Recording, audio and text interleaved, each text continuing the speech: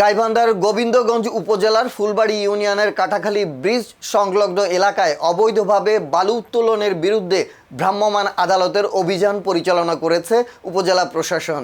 বালু উত্তোলনে ব্যবহৃত একটি ড্রেজার মেশিন জব্দ করে ঘটনাস্থলেই ভেঙে ধ্বংস করা হয়। রোববার 21 জুন পরিচালিত এ অভিযানে নেতৃত্ব দেন গোবিন্দগঞ্জ উপজেলার সহকারী ভূমি কমিশনার তামশিদ ইরাম খান। অভিযানে গোবিন্দগঞ্জ থানার এএসআই হাবিব সহ পুলিশের একটি দল উপস্থিত থেকে আইনশৃঙ্খলা রক্ষা ও প্রশাসনকে সহযোগিতা করে। প্রশাসন সূত্রে জানা যায়, দীর্ঘদিন ধরে ওই এলাকায় চাঁদ মিয়া ও তার সহযোগীরা অবৈধভাবে বালু উত্তোলন করে আসছিলেন। গোপন সংবাদের ভিত্তিতে অভিযান চালানো হলে বালু উত্তোলনের কাজে ব্যবহৃত ড্রেজার মেশিনটি জব্দ করা হয়। তবে অভিযানের খবর পেয়ে চাঁদ মিয়া সহ সংশ্লিষ্ট ব্যক্তিরা পালিয়ে যান। পরে অবৈধ কার্যক্রম পুনরায় পরিচালনার সুযোগ বন্ধ করতে জব্দকৃত ড্রেজার মেশিনটি ঘটনাস্থলেই ভেঙে ধ্বংস করা হয়। এ বিষয়ে সহকারী ভূমি কমিশনার তামশিদ ইরাম খান বলেন, সরকারি নিয়মনীতি উপেক্ষা করে অবৈধভাবে বালু উত্তোলনের কোনো সুযোগ নেই।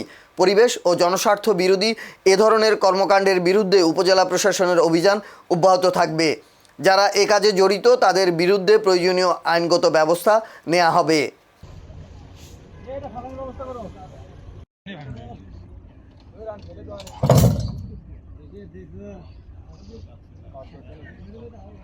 আরে